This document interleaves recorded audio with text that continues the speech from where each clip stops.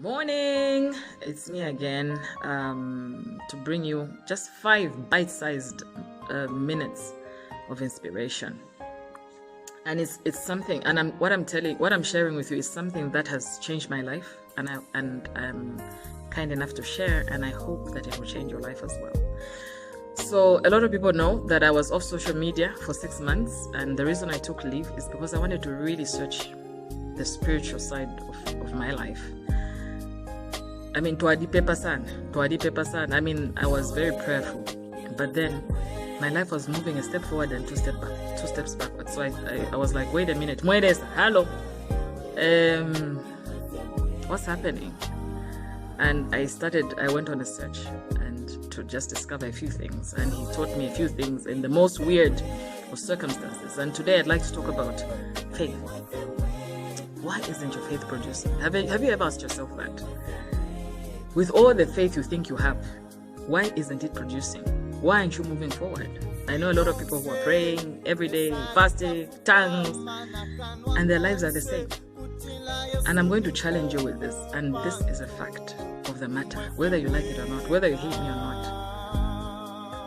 As you think in your heart, so are you. You are where you are because that is where your mind is.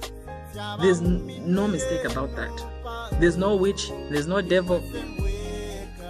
Because the Bible also says that I pray that you may prosper, even as your soul prospers. So what is your soul? Your soul is how much wealth it's accumulated, how much knowledge it has, and all that and all that. And for a long time for me, I just thought faith was just believing. Oh, I believe.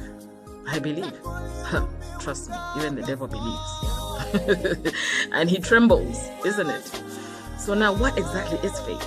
And you won't believe where God taught me faith, in the most unusual place, through a woman who was talking about the power of positive thinking. He takes me there to learn faith. Can you imagine? I didn't learn faith in the Bible. I learned faith from a woman who talks about the power of positive thinking. Imagine how much wisdom such people have. So anyway, so let's imagine you're believing God for, what do people like? Money, right? You're believing God for money. And you know, some of these things, it's unbelievable that they're in the Bible, and then we just make God's words too religious sometimes, okay? Imagine now that what you want is money. So you're saying, Lord, you're praying and fasting and doing all sorts of things, and money is not coming. Why isn't it coming? It's because of one thing. It's because you have a poverty mindset. Even as you're praying for money, you have a poverty mindset. Even as you're praying for money, you have a lack mindset. How is it that you can be praying for money and then in your mind you're imagining your current state? Now you have to understand that it is a fight of faith. And when they say a fight of faith, you better believe it. It's not jokes. It's not just something you drink a cup of tea and you say, I have faith. No, it's a serious fight. And the fight is a fight of the mind. So now how does this fight go about? How are you supposed to go about this thing? So now God has said that I am the God who tells the end, who sees the end from the beginning. Now that's what faith is. If you're able in your mind to focus continuously at the end result. So if you're looking for money, for instance, the example I've given, you have to imagine yourself with money. You have to imagine yourself with abundance. You have to imagine yourself in that house. You have to imagine yourself, whatever it is that you want to achieve with that money, you have to imagine yourself in that job. That is where the fight is. Imagine the reality is saying something else, and then your mind has to fight to see the end. Because I am telling you the truth, poverty is not the will of God. Because Christ became poor, that through his poverty you might become rich. So some people say, no, I'm going through it because I have to go through it because of where I'm going. It's a lesson that God is trying to teach you. God is not stupid. How can he send his son to die, to remove you from poverty, and then again take you back into poverty? Come on, guys. Don't cheapen God. Don't cheapen the death of his son. You are meant to be rich today. Your wealth is not in the future. Your wealth is now. You have to imagine it. This fight is the imagining of this wealth in your bosom. That is where the fight is.